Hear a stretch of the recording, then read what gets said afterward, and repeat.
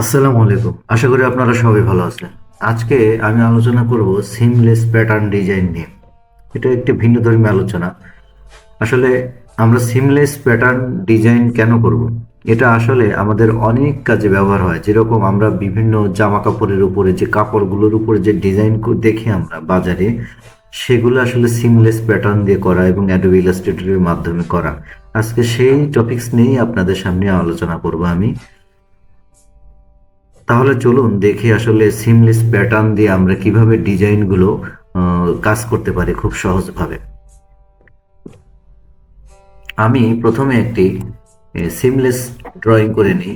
আসলে আমি ছোট্ট একটা সিম্পল ডিজাইন নিয়ে কাজ করে আপনাদেরকে দেখাই, তাহলে আপনারা বুঝতে পারবেন খুব সহজে। এই যে আমি প্রথমে ফিল কালার নিয়ে নিলাম, আমি এখানে স্ট্রোক কালারটি অফ করে দিলাম। আপনাদের যদি প্যাটার্ন ডিজাইনের ক্ষেত্রে যদি স্ট্রোক কালারের দরকার হয় তাহলে আপনারা স্ট্রোক কালার দিয়ে নেবেন, আমি আপাতত দিচ্ছি না। আমি প্রথমে করলাম কি, একটি রেক্টেঙ্গল ড্র করে নিলাম। আমি রেক্টেঙ্গল ড্র করে নিলাম একটাই কারণে যে আমি যে প্যাটার্ন ডিজাইন করব, আমার সেই প্যাটার্নটা মূলত আমার এই বক্সের মধ্যে থাকবে। এখন এই বক্সকে সিলেক্ট থাকা অবস্থায় আমি শেপ থেকে আমি বিভিন্ন টুল নিয়ে আমি সিম্পল কিছু ড্রয়িং করব। আমি এখন করব কি, আমার যে এই কালারটি আছে এটিকে আমি নান করে দেবো। আমার ফিল কালারটি, আমি স্ট্রোক কালারটি এখানে প্রথমে এই কালারটি সিলেক্ট করে নিলাম। নেওয়ার পরে আমি স্ট্রোক পয়েন্টটাকে একটু বাড়িয়ে দিই। ওয়ান আছে, আমি 3 পয়েন্ট করে দিলাম। দেওয়ার পরে আমি এইখানে একটি রাউন্ড শেপ ড্র করি। অল শেপ প্রেস করে আমি রাউন্ড ড্র করলাম। এই যে,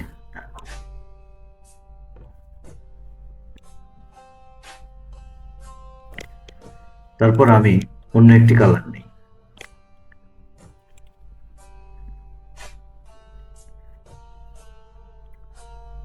অন্য একটি কালার নিয়ে আমি পলিগন শেপ ড্র করি কিছু। জাস্ট সিম্পল একটা প্যাটার্ন ডিজাইন করে আপনাদেরকে দেখাবো, মানে আপনাদেরকে জাস্ট একটা আইডিয়া দেওয়ার জন্য আসলে আমরা প্যাটার্ন কিভাবে ডিজাইন করি। এখান থেকে আমি আরো একটি কালার নিলাম। নেওয়ার পরে আমি রাউন্ড রেক্টেঙ্গেল টুলটি ব্যবহার করি।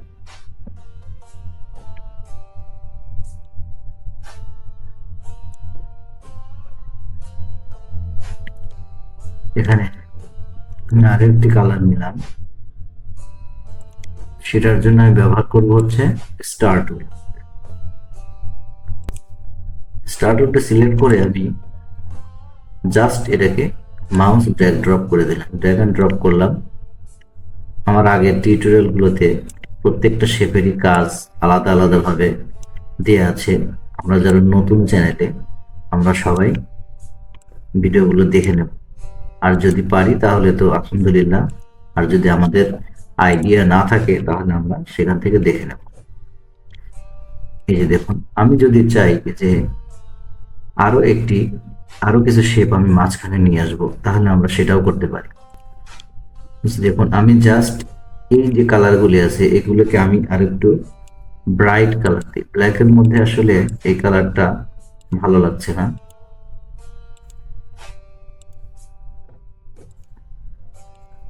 আমি এই কালার মধ্যে হোয়াইট দিই, তাহলে দেখুন জিনিসটা ফুটে উঠেছে। এখন এই গ্যাপগুলো যদি আমরা আরেকটু ফিল আপ করে দিই তাহলে কিন্তু আমরা সেটাও করতে পারি। অল্ট প্রেস করে আমরা এগুলোকে সুন্দর করে পূরণ করে দিলাম। এই যে অল্ট প্রেস করে, সরি, এটা অল্ট প্রেস করে আমি এটাকে নিয়ে এখানে ছেড়ে দিলাম। আমি অল্ট প্রেস করেই আছি, আমি এখানে আবার ছেড়ে দিলাম। দেওয়ার পরে আমি চাচ্ছি যে আমার এই ডিজাইনটা সিমলেস প্যাটার্নে তৈরি করতে। এখন সিমলেস প্যাটার্ন তৈরি করতে আমাদের যেতে হবে সোয়াস মেনুতে। আমরা এই শেপগুলোকে আরেকটু ছোট করে নিই, তাহলে দেখতে ভালো লাগবে। আমি স্টারটাকে কপি করে এখানে একটা দিলাম, এখানে একটা দিলাম, এখানে আরো একটি দিলাম।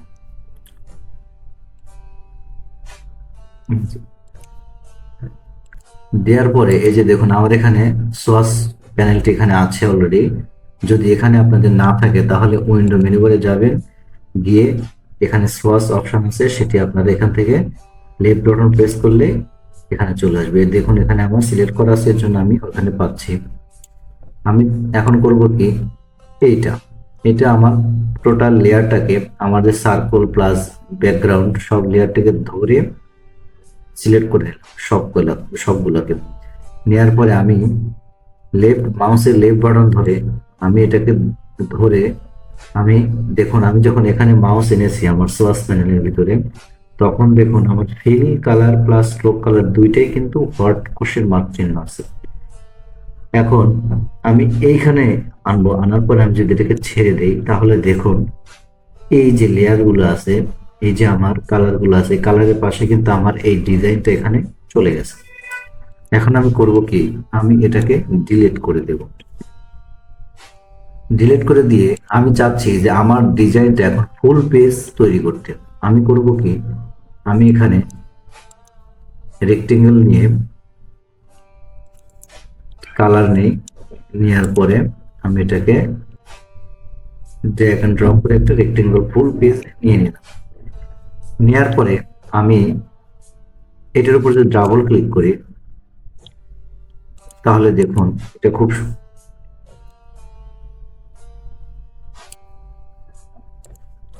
দেখুন আমার কিন্তু এখনো স্ট্রোক কালার সিলেক্ট করা আছে। তার মানে এখন যদি আমি সিলেক্ট করি, আমি কিন্তু অলরেডি এটা সিলেক্ট করেছি একবার, করার ফলে দেখুন আমার এটা কিন্তু স্ট্রোকে প্লেস হয়ে গেছে। স্ট্রোক প্লেস হয়ে গেছে আমি বুঝবো কি করে, এই যে দেখুন আমার যে এইখানে দেখুন আমি যেসব ডিজাইন করেছি সেসব ডিজাইন কিন্তু এখানে অলরেডি প্লেস হয়ে গেছে। এখন আমি যদি এটাকে কনভার্ট করে আমি ফিল কালার দিয়ে দিই তাহলে দেখুন আমার যে ডিজাইন, আমি যে ডিজাইন করে এখানে রেখেছিলাম সেই ডিজাইনটি অলরেডি এখানে আমার প্লেস করে দিয়েছে। এখন আমি চাচ্ছি যে আমার এই ভিতরের ডিজাইনগুলোকে আরো সুন্দরভাবে সাজাবো। আমার এটা সাজানোটা প্রফেশনালি হয়নি। তখন আমি কি করব, যে আমি এই যে সোয়াস আমি যেখান থেকে নিয়ে আসলাম আমার প্যাটার্নটাকে প্রথমে ড্র করে, সেখান থেকে আমি ডাবল ক্লিক করেও নিয়ে আসতে পারি। আবার আমি এটাকে এই যে উইন্ডো মেনু বারে গিয়ে প্যাটার্ন অপশনের যে একটি পয়েন্ট আছে সেখান থেকে আমরা নিয়ে আসতে পারি। এই যে, তো আমার জন্য সহজ আসলে এখান থেকে নিয়ে আসা, মানে আমি এখানে থেকে যদি ডাবল ক্লিক করি তাহলে কিন্তু সে চলে আসলো। এখন এখানে কেন আসলাম, আপনাদের মনে একটা প্রশ্ন জাগতে পারে যে এখান থেকে কিন্তু আমি আমার পুরো প্যাটার্নটাকে কন্ট্রোল করতে পারবো। আমার প্যাটার্নের যে অ্যালাইনমেন্টটা, আমার প্যাটার্নের যে অ্যালাইনমেন্টটা আমি কিন্তু সেটা পুরোটাই এখান থেকে আমি হ্যান্ডেল করতে পারবো। এই যে দেখুন আপনি এখানে প্রথম স্টেপ নেম, আপনি এখান থেকে আপনার যে নামে দেবেন সেই নামটি এখানে সেভ হয়ে যাবে। যার এখানে টাইল মানে আপনি এখানে কি টাইপের টাইল চাচ্ছেন, টাইল বলতে এই যে আমার যে শেপগুলো আমি যেভাবে সাজিয়েছি সেটাকে বোঝাচ্ছে। আর এই যে দেখুন এখানে মাউস নেওয়ার সাথে সাথে কিন্তু আমার এই অংশটুকু মানে মাউস সিলেক্ট করে রেখেছে, কারণ কি আমার এইটা হচ্ছে আমার মেইন ডিজাইন। এখন দেখুন আমি গ্রিডের এখানে আমি যদি ব্রিক বাই রো দেই তাহলে দেখুন ডিজাইনটা কেমন হয়েছে। আমি কন্ট্রোল মাইনাস এফ আমি ছোট করে দিলাম, দেওয়ার পরে আমি আবার এখানে ব্রিক বাই কলাম দিলাম, দেখুন কলাম অনুযায়ী সাজানো হয়ে গেছে। এখানে দেখুন হেক্স বাই কলাম, দেখুন আমাদের প্রত্যেকটা অপশন আছে হেক্স বাই রো। আমি এখানে আমার অরিজিনাল ডিজাইনটি রেখে দিলাম। দেওয়ার পরে এই যে এখানে যে মার্কটি দেখতে পাচ্ছেন, এই যে এখান থেকে যদি আমি মান চেঞ্জ করি তাহলে কিন্তু আমার ডিজাইনের ভিতরেও শেপের যে ওয়াইড হাইট সেগুলো কিন্তু চেঞ্জ হবে। আমি এখানে যদি 750 করে দিই তাহলে দেখুন কি হয়, এই যে দেখুন 750 করে দিলে আমার এইখানে কিন্তু ডিজাইনটা আলাদা আলাদা হয়ে যাচ্ছে। এখানে আমার তিনটা দেখাচ্ছে, আমার এখানে যদি 3x3 করা এর জন্য এটা দেখ, আমি যদি 1x1 করি তাহলে দেখুন আমাকে একটাই দেখাচ্ছে। এখন আমি যদি কপিস এখানে যদি 7x5 করি তাহলে দেখুন আমার এটা 7x5 আকারে অ্যারেঞ্জ হয়ে আছে। এই যে দেখুন এই অপশনটা আপনাদেরকে প্রথমে আমি দেখালাম, কারণ কি আমার প্রথমে 3x3 সিলেক্ট করা ছিল। এর জন্য আমি এখান থেকে যদি আমি আবার হাইটটাকে যদি আর একটু বাড়াই বা কমাই, তাহলে দেখুন আমি এখানে দেখলাম হাইটটাকে কমিয়ে দিলাম, আমি চাইলে ওয়াইডটাকে আর একটু বাড়িয়ে দিই। মানে আপনার ডিজাইন রিকোয়ারমেন্ট অনুসারে আপনারা এই কাজটি করবেন। এই যে এখন সাইজ স্টাইল টু আর্ট, এখন সাইজ স্টাইল টু আর্ট মানে আমাদের যে মেইন শেপ সেটাকে দেখাচ্ছে। মুভ স্টাইল উইথ আর্ট, এটা এই যে দেখুন, এই যে আপনার এরপরে দেখুন ওভারলেপ। আমি যদি এখন ওভারলেপ সিলেক্ট করি তাহলে দেখুন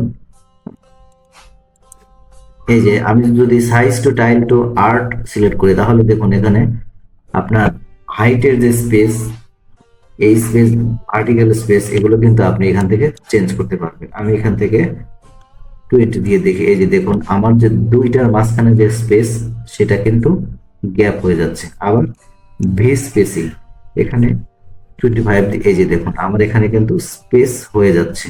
এই যে আমার এখানে এই যে 3/3, এতক্ষণ কিন্তু আমার 3/3 বোঝা গেল না, কারণ কি আমার এখানে ভি স্পেসিংটা, ভার্টিক্যালের যে স্পেস সেটা কিন্তু আমার এখানে কোনো ভ্যালু ছিল না। এর জন্য সে এই লম্ব বরাবরই শুধু দেখাইছে। এই যে দেখুন আমি যদি আবার এখান থেকে এটাকে 0 করে দিই তাহলে দেখুন আমার আগের মতো হয়ে গেছে। এই যে, তো এখানে আমি আপনাদের বোঝানোর জন্য আমি 25 রেখে দিলাম। তাহলে এই যে কপিসের বিষয়টা, এই বিষয়টা কিন্তু আমার এখানে আলোচনা হয়ে গেল। এটা 3/3, 3/3 বলতে এই যে 3, এদিকে 3। হ্যাঁ, এরপরে ওভারলে, এরপরে যদি আমি রাইট ইন ফ্রন্টে দেই তাহলে দেখুন এই যে দেখুন আমি এখানে চেঞ্জ করলে বুঝতে পারবো। এই যে দেখুন, ঠিক আছে, এটা আর এটা হচ্ছে আমার বটম ইন ফ্রন্ট, মানে বটম ইন ফ্রন্ট থেকে চেঞ্জ হবে। আমি আপাতত এটাই রেখে দিলাম। ডিন কপিস টু, আমি যদি এখানে ডিন কপিস টু কে সিলেক্ট করি তাহলে এটা 90% করা আছে। আমি এখান থেকে আমার পার্সেন্টেজ কমাতে বা বাড়াতে পারবো। এই যে দেখুন আমি এটা মানে ডিমটাকে মানে কপিস করলাম, যেগুলো আসলে আপনার অপোজিট কমে গেছে, আমার শুধু মাঝখানের যে পয়েন্ট, আমার যে মেইন ডিজাইন সেটার উপরে এটা রয়ে গেছে। আমি এখানে 100% করে দিলাম, 100% করে দিলাম। তারপরে আপনার সবগুলোকে কিন্তু ভিজিবল দেখাচ্ছে সে। এরপরে দেখুন টাইলেটস, আমি যে আমার যে মেইন ডিজাইনের যে টাইল এডজ, এই যে দেখুন আমি এটাকে যদি জুম করি তাহলে দেখুন এই যে এটা দেওয়ার সাথে সাথে কিন্তু আমার এটা পরিবর্তন হয়ে গেছে। এই যে দেখুন, এই যে এখন শো সোয়াস বাউন্ড, আমি যদি এইটা দিই তাহলে দেখুন আমার সোয়াসের যে বাউন্ড সেই অপশনগুলি আমাকে দেখাবে। এই যে ডট ডট, এটা হচ্ছে আমার শো সোয়াস বাউন্ড। এই যে দেখুন, এই যে এখন এই এখান থেকে যে আমরা যে বিষয়টি দেখলাম আর কি, যে আমরা যদি একটা ডিজাইন থেকে মাল্টিপল কপি করতে চাই তাহলে কিন্তু এখান থেকে আমরা খুব সহজেই করতে পারবো। এই যে দেখুন আমি এটাকে দিলাম 7/5, এখন দেখুন 7/5 দেওয়া আছে। আমি এটাকে এটা না আমি শো টাইলেটস দিয়ে দিলাম। দেখুন এটাকে কিন্তু সবকিছুই ভিজিবল দেখাচ্ছে। এই যে আবার আমি এখান থেকে চেঞ্জ করে দিয়ে দেখলাম আমার যতটুকু বাউন্ডারিতে সিলেক্ট করা আছে ততটুকুই ভিজিবল দেখাচ্ছে, বাকিগুলো দেখাচ্ছে না। তো এই ছিল আসলে আমাদের প্যাটার্নের কাজ। প্যাটার্ন দিয়ে আসলে আমরা অনেক ডিজাইন করতে পারি। আমি জাস্ট সিম্পল কিছু ডিজাইন করে আপনাদেরকে আমি দেখালাম। সামনে আরো